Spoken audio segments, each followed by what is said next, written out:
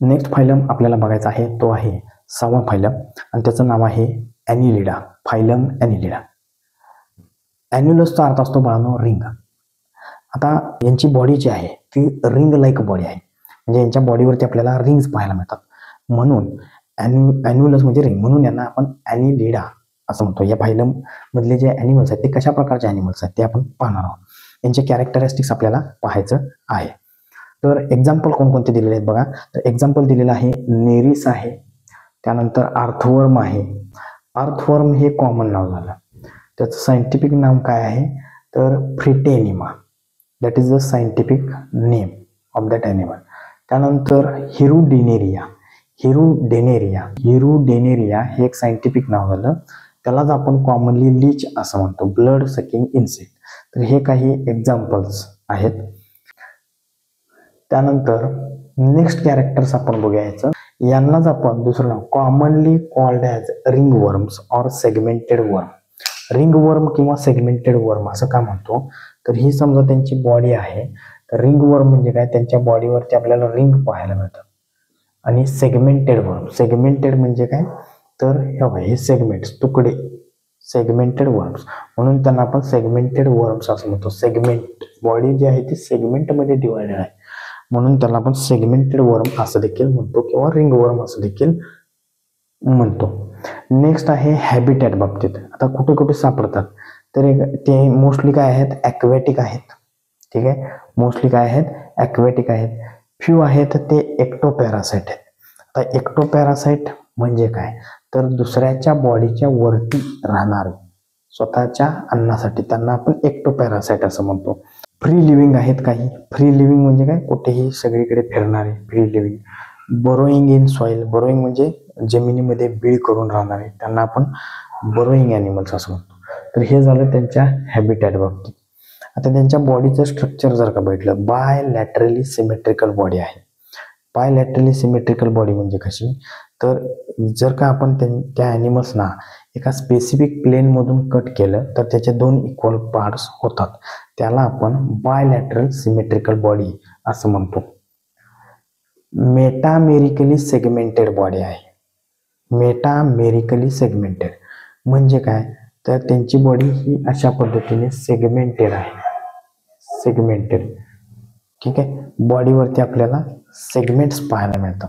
ठीक आहे, छोटे छोटे पार्ट्स पाहायला मिळतात, त्याला आपण काय म्हणतो मेटामेरिकली सेगमेंटेड बॉडी. यांच्या बॉडीच्या अँटिरियर साईडला आपल्याला एक महत्त्वाचं स्ट्रक्चर पाहायला मिळतं जे रिप्रोडक्शनमध्ये भाग घेतं. ठीक आहे, आणि त्या पार्टला आपण म्हणतो स्लिटेलम.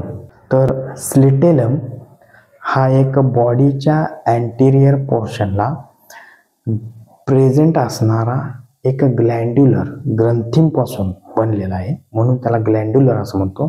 तर असा एक पार्ट आहे ज्याला आपण स्लिटेलम म्हणतो. हा पार्ट जो आहे तो रिप्रोडक्शनमध्ये इन्व्हॉल्व असतो. यांच्या लोकोमोशन बाबतीत जर का आपल्याला बघायचं झालं तर लोकोमोशन करण्यासाठी यांच्याकडे काही स्ट्रक्चर्स दिलेले आहेत. लोकोमोशन ह्यांच्यामध्ये मसल्स थ्रू होतं आणि हे मसल्स जे आहेत ते लॉन्जिट्युडिनल मसल्स आहेत, म्हणजे उभे मसल्स आहेत. लॉन्जिट्युडिनल मसल्स म्हणजे उभे मसल्स आहेत. सर्क्युलर मसल्स आपल्याला पाहायला मिळत नाही. सर्क्युलर म्हणजे काय असे गोल गोल मसल्स जे असतात सर्क्युलर असतात, तर असे आपल्याला पाहायला मिळत नाहीत. आपल्याला लॉन्जिट्युडिनल उभे मसल्स यांच्या बॉडीवरती पाहायला मिळतात. आता लोकोमोशन करण्यासाठी यांच्याकडे कोणकोणते स्ट्रक्चर्स प्रेझेंट आहेत ते आपण बघूया. अर्थवर्म जर का आपण बघितलं, गांडूळ, तर त्या गांडुळाच्या बॉडीवरती लोकोमोशन करण्यासाठी आपल्याला एक स्ट्रक्चर पाहायला मिळतं ज्याला आपण सिटे असं म्हणतो. नेरिस हा जर का ॲनिलिड आपण बघितला तर त्याच्या बॉडीवरती त्याच्याकडे लोकोमोशन करण्यासाठी पॅरापोडिया हे स्ट्रक्चर आपल्याला लोकोमोशन करण्यासाठी, हालचाल करण्यासाठी पाहायला मिळतं. लीच या ॲनिलिडमध्ये आपल्याला सकर्स पाहायला मिळतात. ठीक आहे, आता यांचं नेक्स्ट कॅरेक्टर एलिमेंटरी कॅनल बाबतीत आहे, म्हणजेच डायजेस्टिव्ह सिस्टीम. तर एलिमेंटरी कॅनल जी आहे ती कंप्लीट एलिमेंटरी कॅनल पाहायला मिळते. वन साईडला माउथ प्रेझेंट आहे आणि दुसऱ्या साईडला ॲनस प्रेझेंट आहे. तर अशा प्रकारची जी डायजेस्टिव्ह सिस्टीम आहे त्याला आपण काय म्हणतो complete digestive system, alimentary canal जी आहे ती कंप्लीट आहे. एक्सचेंज ऑफ गॅसेस एक्सचेंज करण्यासाठी यांना सुद्धा ऑक्सिजनची गरज आहे. कार्बन डायऑक्साईड जे आहे ते बॉडीतून बाहेर सोडणं गरजेचं आहे. तर गॅसेस एक्सचेंज जे आहे ते यांच्या बॉडीच्या वॉल थ्रू होतं. यांच्या सर्क्युलेटरी सिस्टीम बाबतीत जर का विचार करायचा झालं तर यांच्यामध्ये आपल्याला closed type of circulatory system पाहायला मिळते. आपल्याकडे जसं सर्क्युलेटरी सिस्टीम आहे closed type of circulatory system, तसंच यांच्यामध्ये आता closed type of circulatory system म्हणजे कसली, तर ब्लड जे आहे ते ब्लड व्हेसल्समधून वाहतं आणि ऑर्गन्स, टिश्यूज, सेल्स यांच्यापर्यंत पोचतो. आता ते ब्लड ट्यूबमध्ये किंवा त्या ब्लड व्हेसलमध्ये कुठून आलं तर हार्टकडून आलं. हार्ट ज्यावेळी ब्लड पंप करेल त्यावेळी ते ब्लड बॉडीच्या ब्लड व्हेसल्समध्ये जाणार आहे आणि त्या ब्लड व्हेसल्स थ्रू वाहत जाऊन टिश्यूला जाणार आहे. म्हणजे ब्लड जे आहे ते ट्यूबच्या आतून व्हायला लागलेलं आहे, म्हणून याला आपण closed type of circulatory system. Circulatory म्हणजे सर्क्युलेट होणे.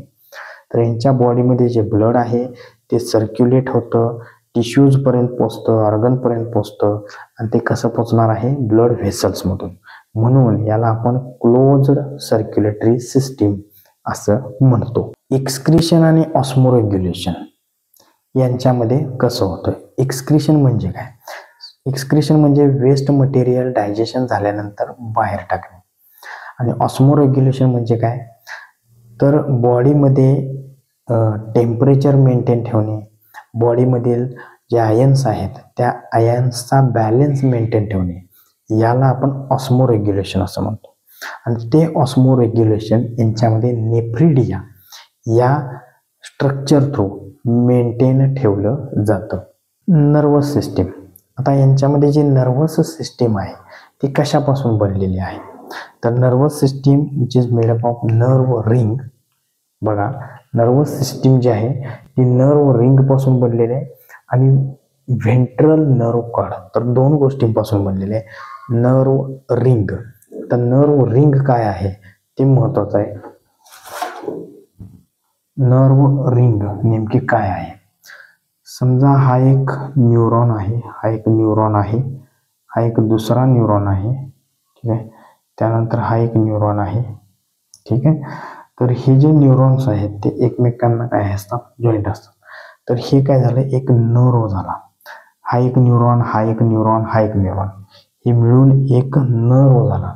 आणि हाच नर्व ज्यावेळी असा सर्क्युलरली अरेंज होईल त्यालाच आपण काय म्हणणार आहे, नर्व रिंग असं म्हणणार आहे.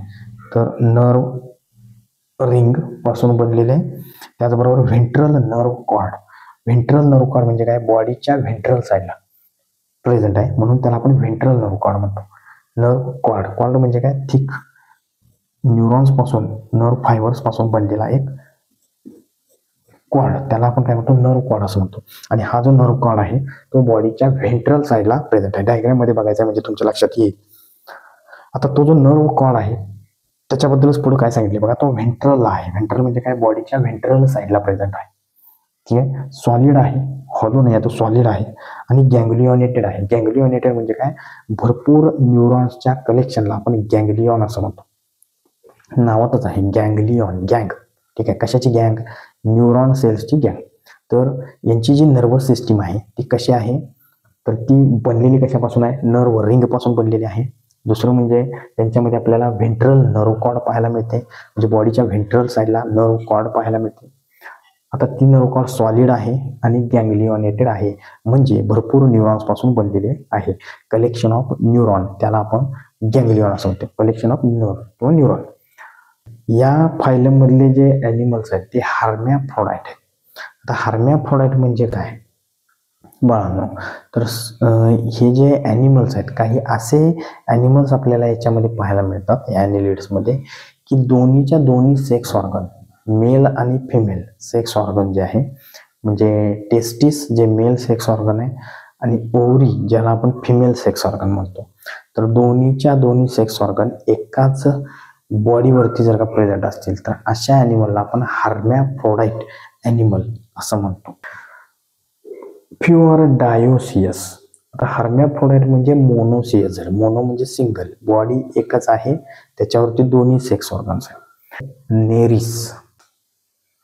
तर हा आपला 6वा फायलम जो आहे तो कंप्लीट झालेला आहे, फायलम ॲनिलिडा.